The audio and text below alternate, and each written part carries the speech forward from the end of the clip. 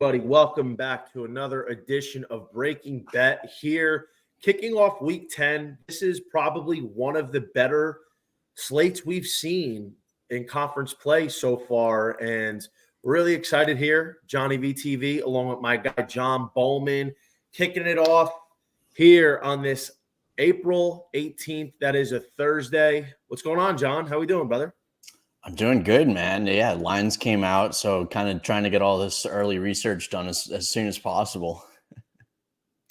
Well, one thing that's kind of been bothering me is when the lines come out, we're not able to just have the pitching rotations usually out ahead of time. So when the lines come out, we have to scramble and find out who's going. And obviously it makes sense to do your homework beforehand, but people are busy and it's hard to sit there and say, okay, who's going this week? Because, a lot of times I think what we do, because there's so many teams, is we kind of assume based on recent trends, we know who's going. And sometimes we're faced with a surprise. So that's probably been like one of the bigger challenges, I would say, thus far in the college season. Yeah, no, totally. I mean, that's definitely something that, we've got to work around. And especially with, some managers changing up their starting rotations, something that you kind of just got to be on top of. And if you think that's a possibility with certain teams, then you've just got to, I guess, stay off the line when it first comes out. Yeah, we got a couple comments here. The Liberty operation, let's ride. Let's ride indeed. Thank you for the comment. And how about my guy, Tony? Let's go. Tony's my guy from Tampa. He used to manage one of the best restaurants that I've been to down there. The best espresso martini I ever had. Shout out to my joint Love Child. I was there every Thursday. There'd be times I would go there 3-4 times a week. That was my spot when I lived in Tampa. Really loved it. But John, before we get into the games themselves, what are your expectations for week 10? Maybe some teams that have fell behind, or teams that have been playing really well. What are you looking at here? Honestly, the way that this season has been going, I think literally anything could happen. I feel like it's been impossible to find a pulse on anything last, month or so. So, I mean, there are a lot of good matchups this week. I'm looking for trends to go out the window. I'm looking for wild upsets that we're not expecting. And I guess just a little bit more of what's been happening the last month or two. For me, I'm obviously, I'm still keeping in mind the trend that we have here with the Friday night home team game ones. It's definitely been live this year, but we've seen in the recent weeks that, especially for the better teams, it doesn't necessarily matter. A good team will go on the road in a game one and win. And, there's a couple teams I like that are on the road this week, and I'm going with the road team because there's a pitching advantage or the team's just flat out better. But let's get started here. I think the first and biggest point this weekend, and this is arguably the game of the weekend, that's Florida State at Wake Forest, two powerhouses in the ACC. Demon Deacons have started to come alive again. Nick Kurtz has come back, and he's done nothing but hit 14 home runs in his last 9 games. The pitching staff looks a little bit more back to life outside of Chase Burns. And Florida State, outside of a couple weird series losses, they look like the team that was regaining that early season form. And we're going to get maybe the best pitching matchup of the entire weekend, and that's Jamie Arnold against Chase Burns. This is power on power. I got to be honest, John, this is a big number. I know Burns is going here, and he's been electric, but you're giving me Jamie Arnold with almost plus 200, even on the road. Where are you going here? Yeah, that's exactly what I was thinking as I was coming into seeing the lines, and I was kind of expecting we'd get a good enough price on Wake Forest at like minus 150 or something. But that is not what we got at all. And he's still incredibly juiced, but you've got Jamie Arnold on the other side. It's a pretty good ace himself. So it's like that line is just a little too much for me. I think I like Florida State because of that. Florida State's obviously worse than the road, and Wake Forest seems like they're getting back to their form of last year. I think they've swept two straight ACC series now, but I don't know. I think that's just too high of a number for Florida State and Jamie Arnold. I would agree. We got a couple comments coming in. Ramon Scott on Vandy and A&M. Yeah, let's go. I'm on them too. And then Tony back, give me Wake, I think. So here's my opinion. We love Chase Burns, and this is a line that opened way bigger than I thought it would. I thought DraftKings would be giving Florida State more respect considering how good they've been and how great Jamie Arnold has performed this year. I'm with you. If this line was like Wake Forest minus 160, okay, then I'm probably taking them. But in my opinion, I think we're getting way too big of a number here for FSU with the kind of pitcher they have. If it was Cam Leiter, okay, fine. Then I think we throw Wake in a parlay and call it a day. But Florida State, the team that I had preseason that I thought had a real shot to win the ACC in the regular season. And it's not done by any stretch of the imagination, but this is a series they have to win because their back half is pretty loaded. They still have to play Duke. And I don't know, man. Chase Burns has been fantastic, but he's been susceptible to the long ball this year, and he pitches in a bandbox. He's got guys like Cam Smith and James Tibbs going against him. Both of those guys look like first-rounders this year. And for me, give me Florida State straight up, money line, plus 190. And I'm actually curious about your opinion on this.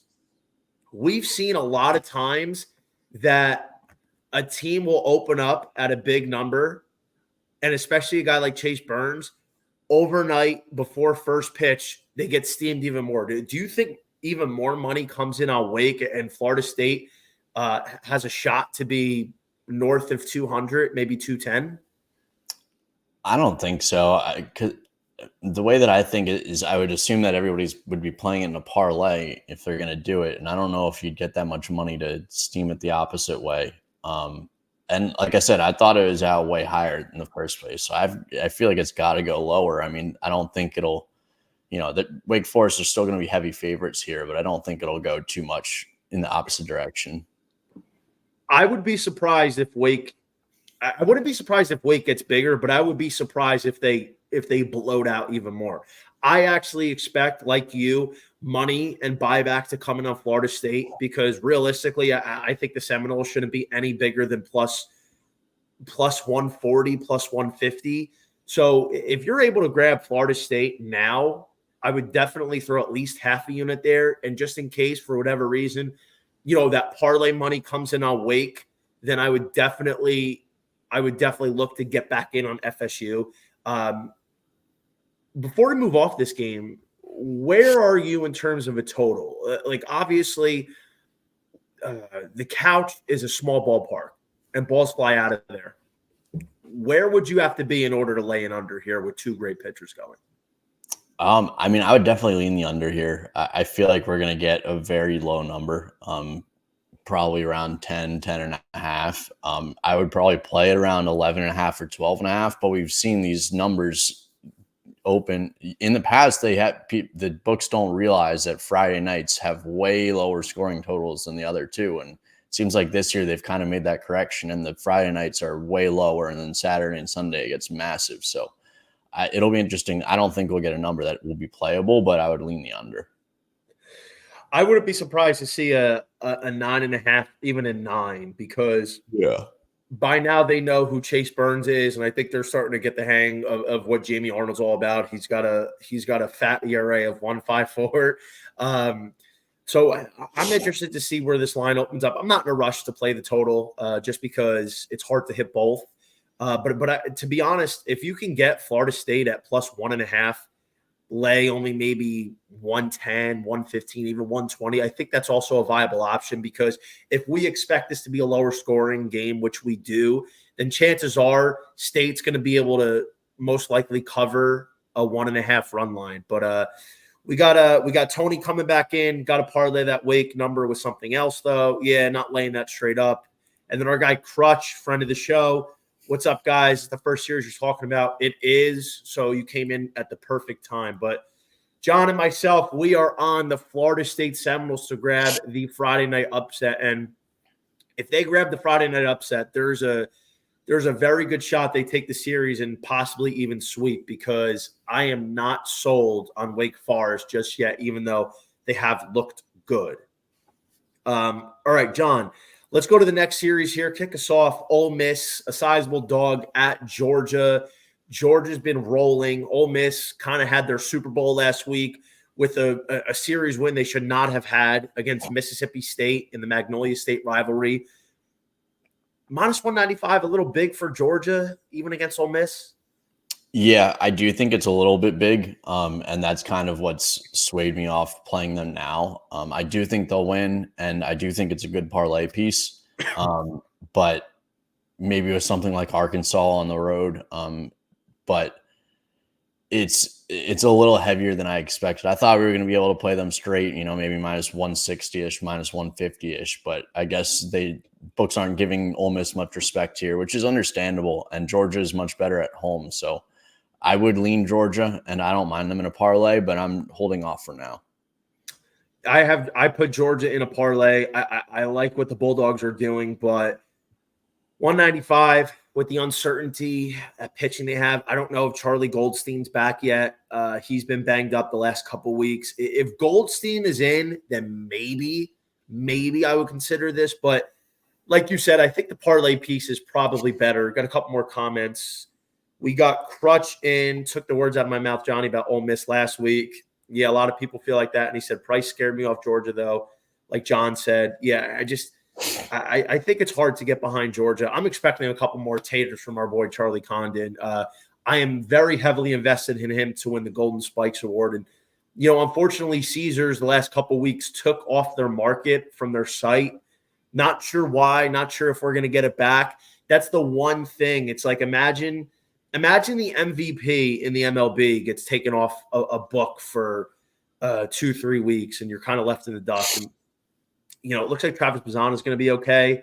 So it's not only down to Condon and Cags, but I definitely would like a bigger piece on Caglione just to feel a little bit safer about it. But all in all, I think Georgia is the right side here. Okay, so let's get to a really good series.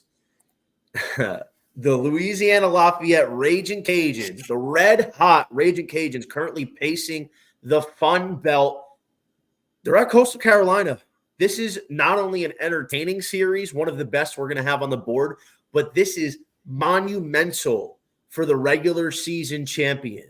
The Raging Cajuns, I believe, are 14-1 in conference play. They said, hold my beer, Kentucky. Coastal Carolina's got 9 wins. Respectable. They had a couple bad losses, especially at App State. They need to get back on the board here. Where are we going? Do you think Coastal gets one at home, or Raging Cajuns at a nice money line price get an upset? To be honest, I think this is a good opportunity for Coastal to take 2 of 3 and kind of get back in the Sun Belt standings. But at the same time, I don't think they should be minus 190 at all. Even at home, ULL's 9-1 on the road this season, so they know how to play well on the road. And they're obviously playing extremely well right now. And we know Coastal, at the way they're set up, they don't necessarily have a go-to starter that they can go to.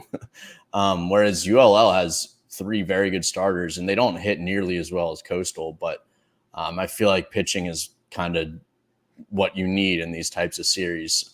So I do think that ULL can get the upset. I like ULL in game 1. This is probably going to be one of those where I play them game 1. If they don't win, I'll play them in game 2 again. If they don't win again, then I'll have to think about it again, but I'll probably play them in game 3 to at least get something back. Because I think they win at least one game this series. And I do think Coastal can win the series, but the way that since ULL has been so hot, I think they come into this first game really confident. They're throwing Andrew Herman, lefty, who's been awesome. He's got a sub-2 ERA, I believe, and it's going to be Riley Eichhoff for Coastal. He's been okay. It's so frustrating because Coastal's offense is up there with anybody else in the country, but their pitching is just so sketchy. And I want to bet Coastal here, but I can't lay 190. I don't think I'm even parlaying them for this game just because the Raging Cajuns are so live. Like, it's hard for me to separate this because I want Coastal to win, and I think they will win the series, but I cannot get behind this price, especially when Louisiana Lafayette looks like they might have the pitching advantage here. This is a TBD for me now. I got to do a little bit more soul searching. I want to wake up tomorrow to see where this line is. If for whatever reason Coastal's at like minus 210 and we're getting 160 on the Raging Cajuns, I think I got to bet them. I was saying I think maybe this week, if you like Coastal, instead of laying this money, what I would probably do, I might look at betting Coastal to win the Sun Belt now. They're 5-1 on Bet Rivers. You can get them. The line was up when I saw it this afternoon.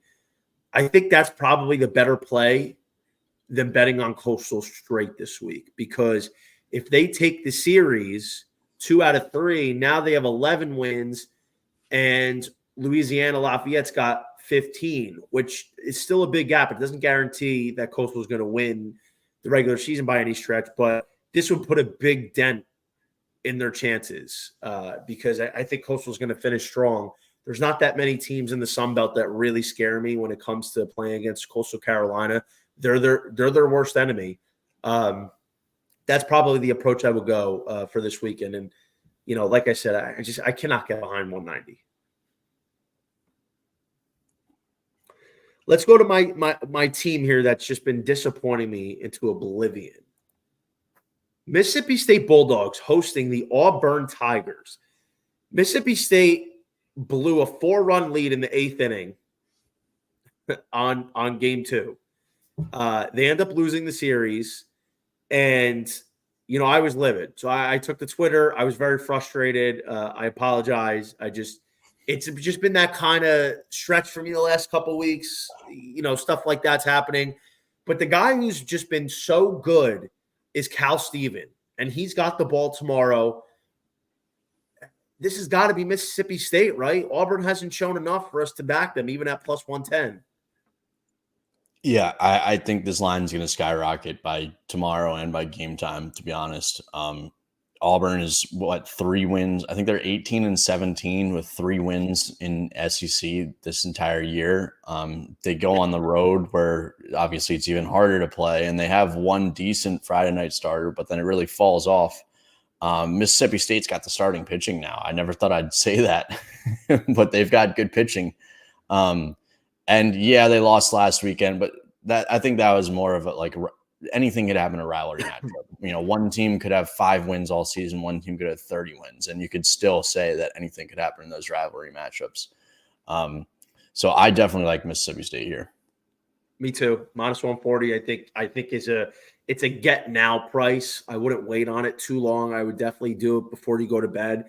I'd probably expect tomorrow by first pitch, see Mississippi State in the minus 166, maybe minus 175 territory. Cal Steven has just been a horse this year. I can't get behind Auburn, especially on the road. Mississippi State at home has been really good, and I think this is a really good price. Mississippi State needs a bounce back, and this is an awesome spot. This is a straight up play. This is a parlay leg. I don't envision State losing to Auburn, at least in game 1. So let's go State. We're in lockstep there. Break this down for me. I don't have a play right now. I haven't seen any pitching matchups come about in this Big 12 showdown. OK State at Kansas State. The Wildcats, bro, I don't know what happened to them. They were grooving, and then, they got swept last weekend in Oklahoma. Oklahoma State's been pretty good themselves this year. Do you think the Cowboys get game 1 and, continue to pound K-State? Yeah, this one was one that I was looking at. I wrote down Oklahoma State. They've been playing really well. They've been winning series and just playing really well overall. And then Kansas State on the other side, they've been losing series. They also played 2 midweek games on the East Coast this week. So maybe that has an effect on them, especially in this first game too. So I would definitely lean Oklahoma State. I'm not sure if I'm going to make this an official play yet, just because I'm still so weary of these road teams. or road favorites, I should say, early. So I would lean Oklahoma State, but I'm not sure if I'm making an official play yet. Yeah, this is definitely a bizarre one. I mean, you got OK State. They swept Cincinnati. All right, Cincinnati's not great. They take Oklahoma series, win Friday and Sunday. They beat West Virginia 2 out of 3, and they beat TCU 2 out of 3, and they actually lost to UCF. I think I have to lean Oklahoma State here. Their starting pitchers have been a huge advantage over what the Wildcats are going to be throwing out. So for my money, I think I would side with OK State here. I haven't put out anything official on this. Keep it in touch on my Twitter to see if I'm doing anything else here. We got a Crutch. K-State shut out by UConn, then beat Northeastern. They are very weird. And I really like the Wildcats to make a run this year preseason, but they're in territory now that they could miss the tournament again altogether. So they got to get their shit together. All right. I don't have anything in this next play, but I just wanted your opinion on this. LSU Tigers at the Mizzou Tigers. LSU has shown absolutely nothing for us to be betting on them. Are you going anywhere here, even if Luke Holman goes? Yeah, it's a good question. This is another one of those where I wrote down for Missouri on the money line. And it's tough because if Luke Holman goes, then I might be scared off. I don't know if I want to play Missouri, but if anyone else, if Jump goes and then whoever they're throwing Sunday, I'm more than happy to take Missouri. Missouri's pitching is also a lot better earlier in the weekend. So I wouldn't be. Missouri swept Florida at home here. LSU's not nearly as good of a team as they have been last year, and I don't think they're as good as Florida this year. So I wouldn't be surprised if Mizzou somehow wins this series being at home, but I think they'll definitely win one game. I'm not buying LSU after last weekend. That's it. This is a team that I have no faith in, and I'm really concerned about them going forward. I cannot get behind LSU. I think Mizzou takes at least one game, but it wouldn't surprise me to see them take the series. So, for right now, it's a stay away, but I'm definitely looking at Mizzou this week and at least on the run line, something along those lines in one of these games. I think I'd be weary of the LSU Tigers. They have not shown it for any of us. All right. Next game, we got the Arkansas Razorbacks at South Carolina. The Gamecocks coming off a good win at the Gators. Took 2 or 3. Arkansas coming off, I believe, their first series loss of the year. Bama hung on and took games 2 and 3, but Hagen Smith was business as usual. 6 shutty. Minus 200 seems like a big price when you got Hagen Smith against a team that has not really been that good. I feel like we got to ride Arkansas here. Yeah, definitely in game one. I mean, I don't think there's any reason not to ride Arkansas here.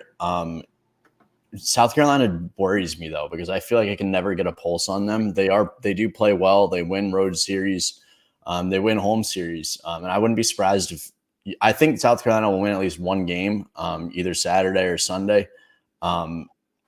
I think that third game is in question. So the way that I would play this is Arkansas probably in a parlay, like I mentioned earlier, maybe with Georgia. Just get those 2 SEC parlayed, and then likely go to South Carolina on Saturday and Sunday. If they win Saturday, I'll probably lay off the series overall. If they lose Saturday, then I'll probably go to South Carolina on Sunday to avoid a sweep. Here's what worries me about South Carolina. Like you said, they've been great at home. They are 18-4 at home compared to 6-6 on the road. So let's look at it here, right? Starting with conference play, they lose at Ole Miss 2 or 3, come home, sweep Vanderbilt, then at Alabama they lose 2 out of 3, then at home against Texas A&M, they lose 2 out of 3, but that's A&M. They've been red hot, but then now they go at Florida and take 2 out of 3. So typically they've been really good at home. But I think for me, Hagen Smith, he's the exception. He's the one guy you would say, all right, I'll I'll go with Arkansas. I'll fade South Carolina at home just because of how great Hagen Smith has been. And, I don't think anybody's really impressed with the Gamecocks offense. Ethan Petrie hasn't even been doing Ethan Petrie things. He's had a good year, but by his standards from last year, it's not been great. So, yeah, Crutch has said, I like South Carolina Saturday with Eli Jones going. I do too. I think, Eli Jones has been good, and it looks like Eli Jones is going Saturday. And Jones has been overall a really strong starter this year. So, I definitely think Arkansas is going to lose one game. Just which game, I'm not 100% sure, but I don't believe it's going to be game one against Hagen Smith. So I think we're in lockstep here. It's a parlay piece, and it's a hold your nose play in the parlay just because of the VIG. And let's see, loyalty over everything. Thank you for the comment. I just posted the YouTube link in the chat. Let me know if you can access that. All right, next game, the Duke Blue Devils -160 at Virginia Tech. It's Santucci Day. Kid's been pretty solid this year. The one bugaboo, obviously, is in addition to the walks, is the fact that he's not been going deep. He hasn't gone 6 innings in a game since March 1st. He's been 5 1/3 or less since. That being said, though, John, still got to go with Duke. They're getting back to life. I think they smell blood in the water. They're finding ways to win games again. And, even on the road here against a Virginia Tech team that started out so hot, it's kind of fizzled once they started playing real competition. I think this is a matchup here where 160 is a price I feel comfortable laying. Yeah, and I think it's up to 180 now too. This is one that I was looking at, and I was like, I like Duke here. They're the better team, but I don't know if I can pay that much on the road for them, even though it's against Virginia Tech, who I don't think is very good and who hasn't been playing well.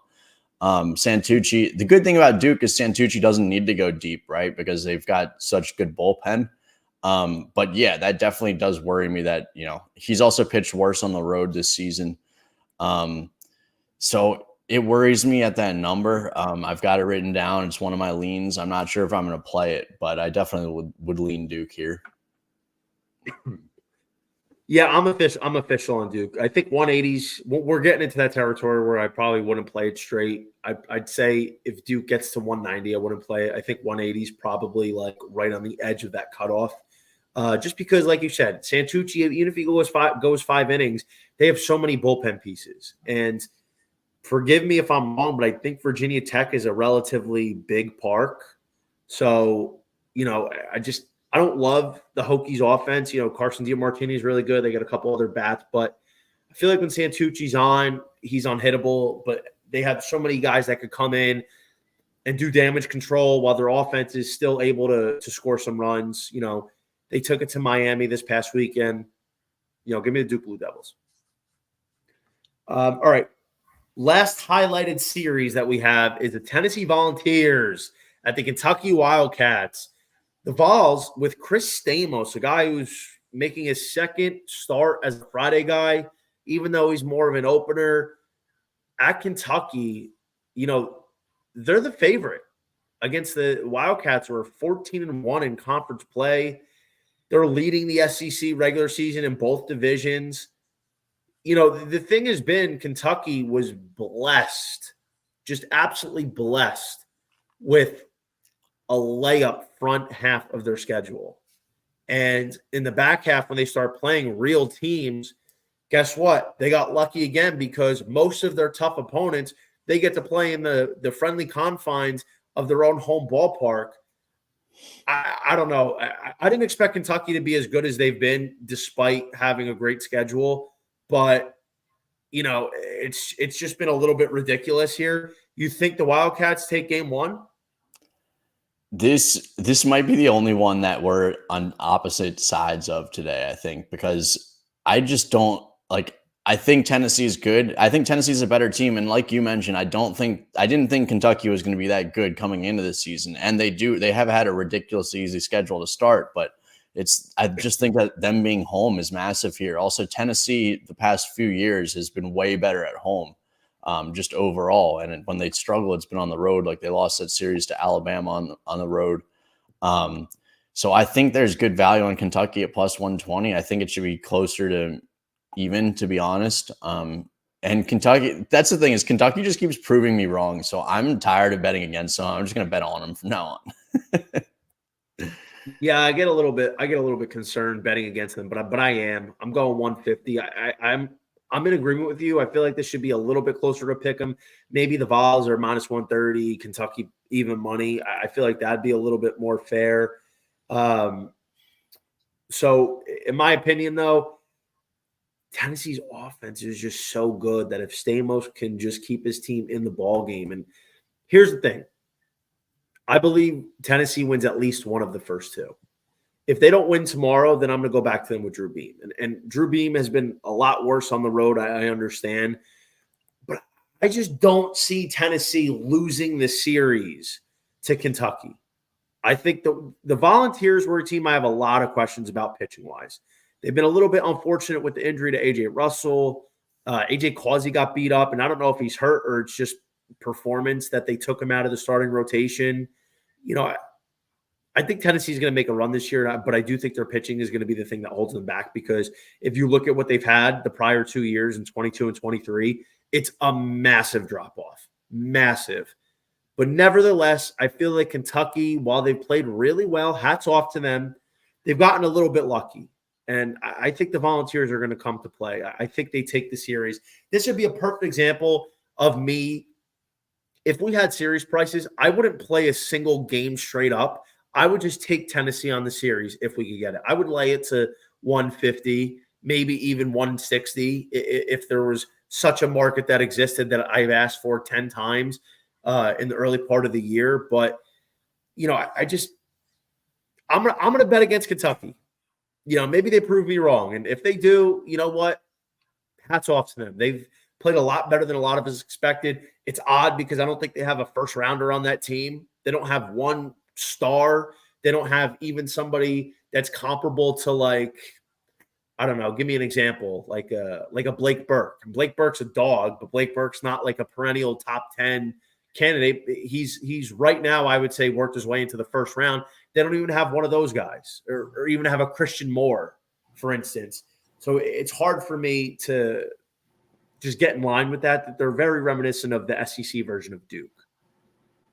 Do you know if Billy Hammock's back? He is, right? He was. Yeah, he was back last week, which kind of caught me by surprise because the news is a little late coming out. All right, Crutch, provide us a little update. Gage Jump is going for tomorrow, home in game 2. I think that's bombs away on Mizzou. Yeah. And maybe if we're lucky, we're going to see more action coming on LSU, and we get a little bit of a juicier price on Mizzou. So I'd probably wait on Mizzou. I might throw something in, at least on the run line, but I'm going to wait because we might get a better price tomorrow. Yeah, I think I'm definitely playing Mizzou then. Yeah, Gage Jumps. We're not doing that. All right. Other games you're interested in. I want to bring up a couple to you just because, I wanted to, keep it a little bit more free flowing here. What do you think about Wichita State at East Carolina? Should be Trey Savage. It's going to be Caden Favors for Wichita State. He has not been as good as he was to start the year. It's been a little bit rough for him. He's given up 5 runs at least in his last 2 starts. He's been a lot worse on the road.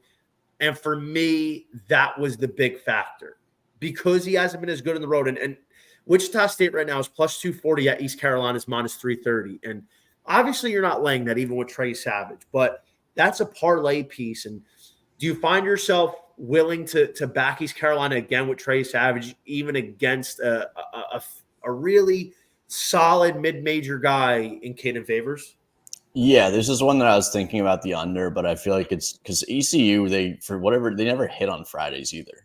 They get great pitching, but they don't necessarily blow it out on Fridays. Caden Favors hasn't been as good lately, which worries me. And I feel like this number, ECU Friday numbers are always so low that I think it could be 9 or 10.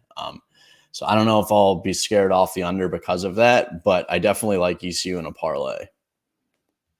Yeah, I think I'm gonna add one there at some point in the next 12 hours.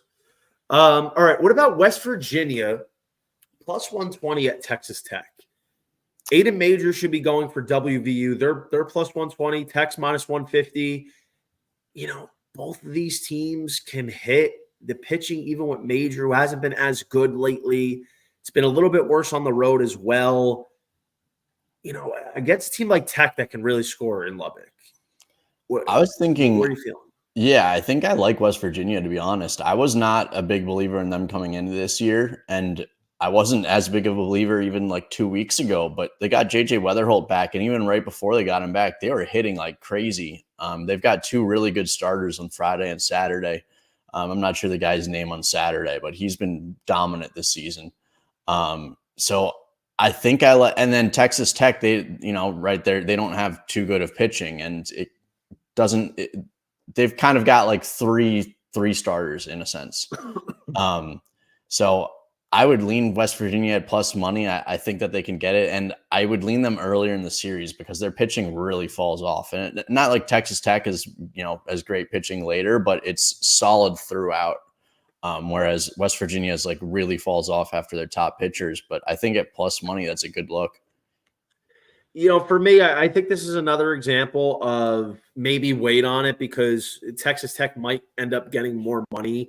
It's just for me the pitching lately with Major, and I know he's a good starter, but sometimes when you're in a little bit of a slump, it scares you off a little bit. And I think personally, Tech can't really pitch either, but their offense is so dangerous. And Tech lost the last two games in midweek to Arkansas, which is weird. They played a 2-game set against Arkansas. They lost to TCU 2 out of 3. But they swept Houston the week before. They lost to UCF, so they're very up and down. I think I need a little bit more to get in bed with West Virginia. I've doubted them. I still don't think they're that good. They're kind of in that Kentucky bucket. They're overperforming to a crazy, crazy degree, but they keep winning. I feel like I want a little bit more for West Virginia. Give them credit. They've been winning ball games. They've been finding ways to win. JJ Weatherholt has done nothing but hit since he's come back. And, it's funny because everybody, so many mock drafts had JJ Weatherholt going 1 or 2 this year, preseason, early season. And then as soon as he gets hurt, this is what I hate, this recency bias crap.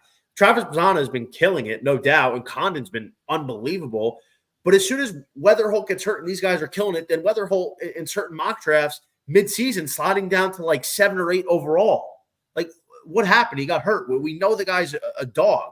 We're going to slide him out just because he missed a month and a half? It doesn't make sense to me. Weatherholt is definitely in contention to be the number 1 pick this year, even if he missed the entire season because of injury.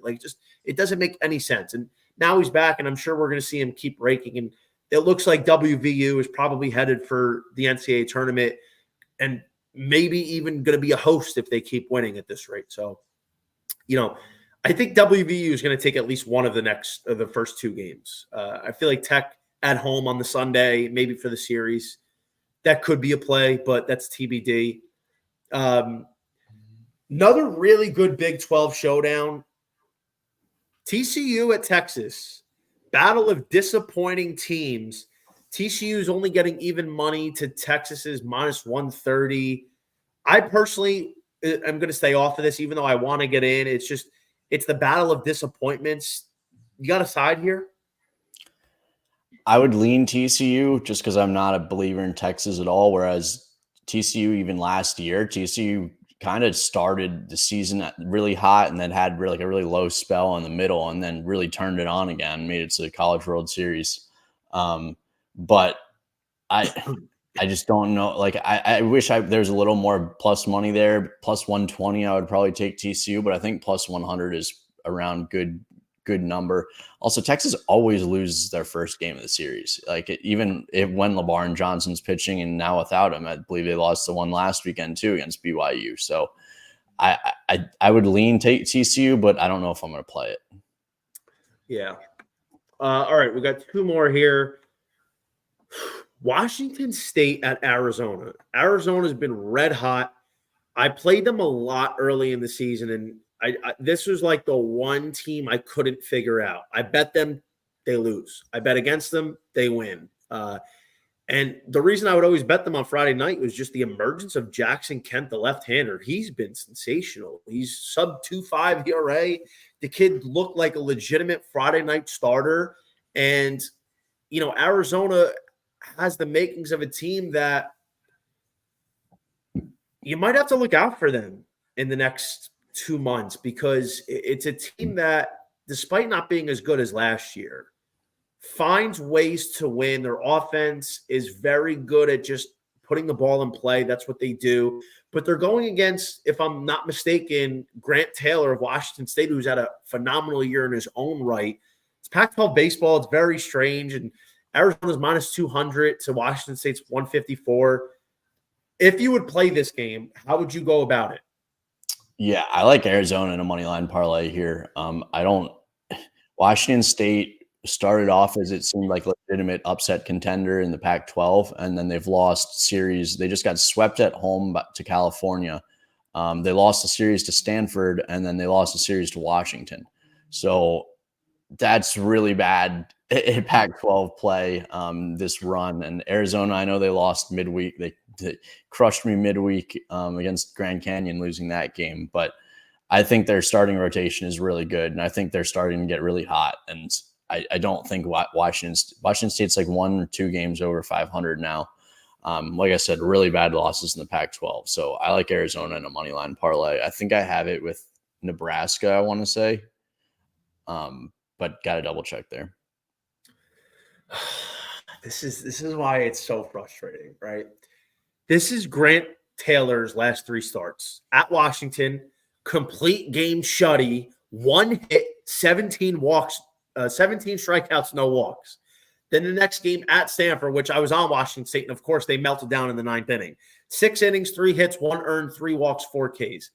Lose that game. Then last week at Cal, 7 innings, 7 hits, 3 earned, no walks, 9 strikeouts. This guy's only given up 4 earned runs in his last 3 starts across 22 innings while compiling 30 strikeouts. It's ridiculous, but if you look at it, they've lost 3 of his last 5 starts. This is the totals, right? This is the totals. Every time Grant Taylor pitches, since his 4th start, 9 runs, 8 runs, 5 runs, 15 runs, 4 runs, 8 runs, 7 runs.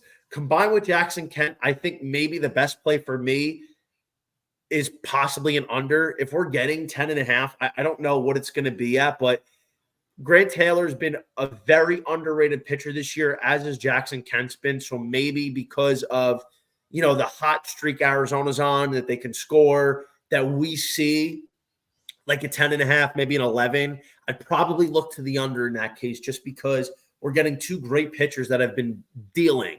So I think for me, that's probably the way I would go if and when we get a number on that. Yeah, I don't mind that at all. Got another comment. Our guy, Andrew Zambrano. Fellas, appreciate what you do living in the Northeast. No one follows college ball. My first year as a bettor. I appreciate the insight from both. Good luck the rest of the year. Thank you, Andrew. Appreciate you for tuning into the podcast. Best of luck. Always trying to give everybody winners where we can. So I'm going to wrap it up here in terms of the games that I was looking at. And the only reason that I want to put this on your attention is just because of a major TBD that we have. Oregon State minus 250 at Cal, plus 190.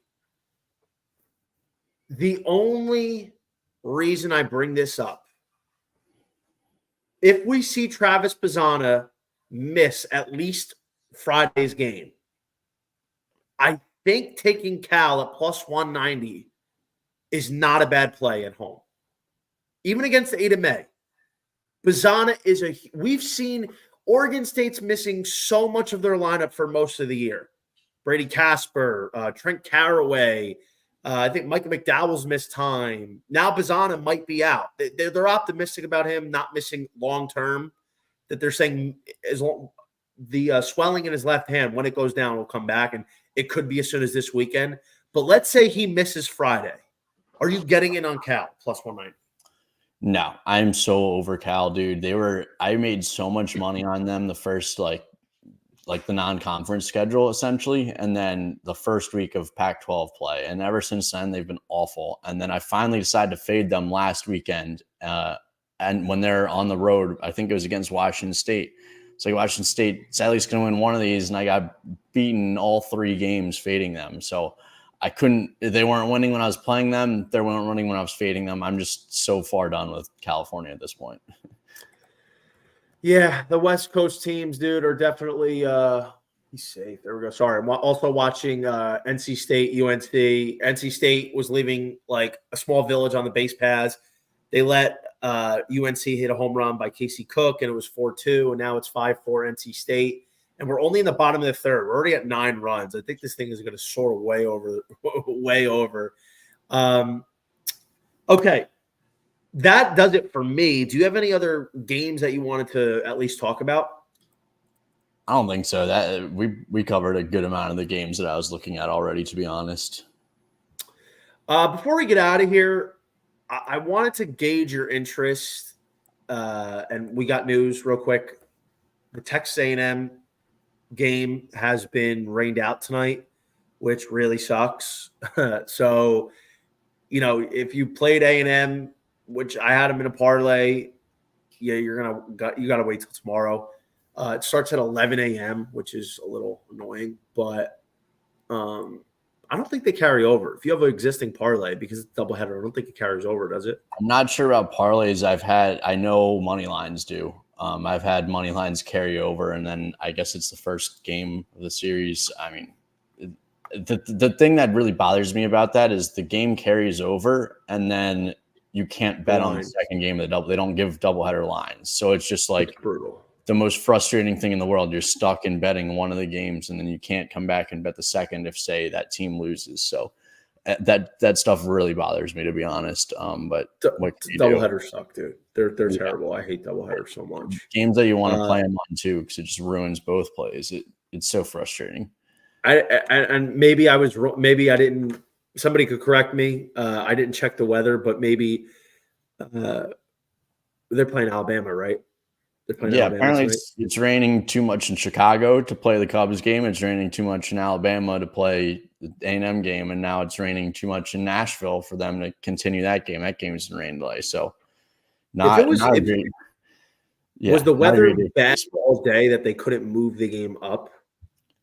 I think that's what they did with Vanderbilt, Florida. I'm pretty sure they moved it up to 6, but I guess clearly that's not enough. And then I guess they start tomorrow, and I don't know. This is like, it's been such a terrible slate in baseball just overall today, and then you get these games on top of it, and they're just it's extremely frustrating.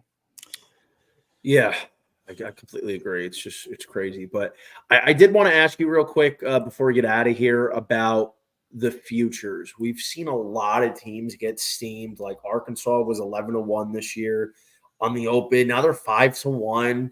Which I don't even think Wake Forest at this time last year was 5-1. I don't think they even got the 5-1 until close to June.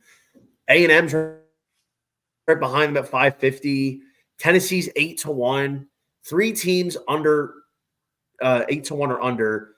Clemson's 12-1. Wake Forest is 12-1. Duke's 13. Oregon State's still respectable 15. Oregon State is I love that play at 15-1. That's wrong. I like that people are sleeping on the Beavers because they have not been healthy. I would play that if you haven't, or if you have, I would get more of it. But then you got like Vanderbilt 18-1, Kentucky's down to 20-1, Florida State's down to 20-1, UNC's down 20-1. Where are you finding value on this list? Because we're not seeing a lot of it at this point.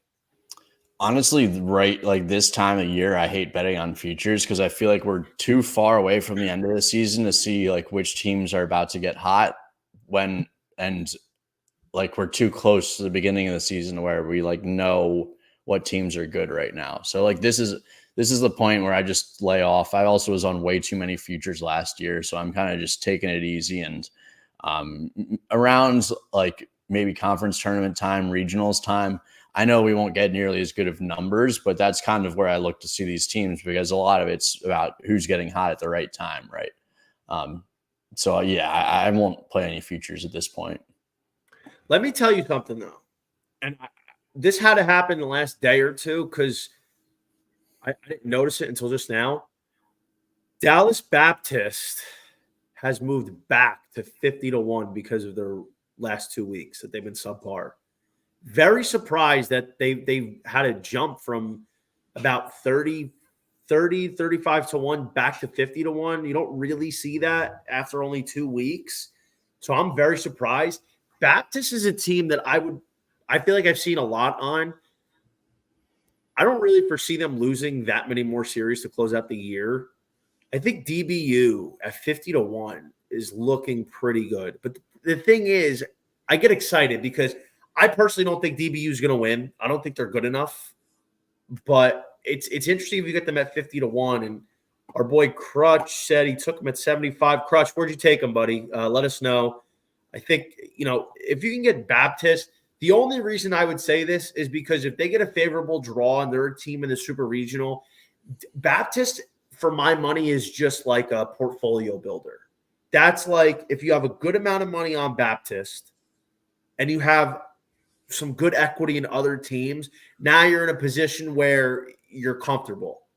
You know what I'm saying? Like, it's not a team that I really think is going to win it all. It's more of a team that it's a hedge play.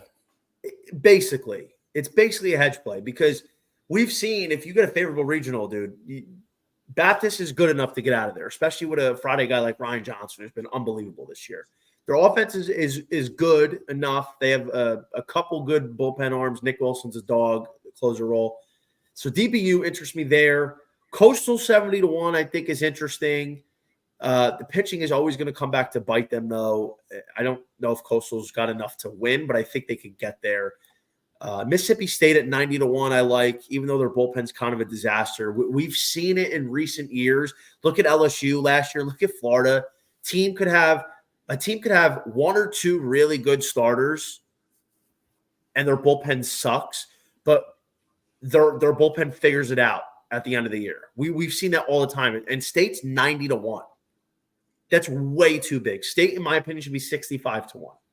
There's no way the Bulldogs should be that deep. So if you haven't taken a bite, I like Mississippi State. And then, of course, I really like Northeastern at 200-1. That's my long shot. Preseason, I have a shit ton of money on Northeastern. Like, I got a bag on Northeastern just because of the price I got. I didn't really have to lay that much money. Blue Book. I don't know what Blue Book is. I know Blue Books are for cars. So DM me that link, Crutch. I'm actually curious. But we got another one from Joseph Swingram. Appreciate the comment. Would you include DBU in a parlay? Absolutely would. I have them in one of my parlays for tomorrow. Ryan Johnson Day, baby. The kid's been lights out. Even though Dallas Baptist has struggled a little bit in the recent weeks, it's still Ryan Johnson Day. This guy eats complete game shutouts for breakfast. Like, he's in that class right now, Ryan Johnson, John, that he's in that like top 7 Friday night guy where you're pretty much always backing him unless it's something egregious going on. Yeah, I agree. I have him in a parlay too. So what's your favorite play for tomorrow? If you have one play to give to people, what is it? Let me check real fast. I really like Mississippi State. That's probably my favorite play. Or we didn't talk about it, but I also really like Utah on the money line at home against Washington. I believe it's Bryson Van Sickles, their Friday night guy. And I think if Utah is more of like a brand name team, then they get a way heavier line against a under 500 Washington team. But it would definitely be Mississippi State or Utah. I might tell you on that Utah. I was looking at that. Their pitching has been really good, especially Sickle. So Van Sickle. So I think I might look at you on that one. It's a little bizarre because West Coast game. It's starting at 1:00 Eastern time. Yeah, I saw that too. I would imagine there's probably some weather involved. I don't think that was by design. But so my card here, Florida State money line, Mississippi State money line, Duke money line parlay, UVA, Arkansas, UGA, and Tennessee money line. I'm gonna put out the rest of my stuff probably in the next few hours, maybe tomorrow. We get some more totals and run lines and stuff. But John, really appreciate you joining again. I like this thing as we do a show once a week. And don't forget to follow John on Twitter at John Bollman 11. He's doing MLB and college, doing a great job. He's cashing some goddamn tickets, guys. If you're not following him, you're losing out on opportunities to make some money. So unless you like losing money, don't follow John. But if you want to win, then I think you got to follow him. And he gives out free plays too. The free plays are usually pretty good, no? For the most part, I'm more of a I wouldn't say volume better, but I make a lot of bets, and so I have a lot of times where I tend to choose the wrong one. But for the most part, they're winning. That's right. And don't forget to follow me on Twitter at _JohnnyVTV. We really appreciate everybody coming in, spending your Thursday night with us to preview this Friday slate. We've got a lot of viewers, and just can't thank you enough. And best of luck tomorrow. Best of luck this weekend. I will be back tomorrow night. Stay tuned. Keep an eye out for my Twitter page. Everybody have a great evening. John, thank you so much. Yeah, thanks for having me. Right.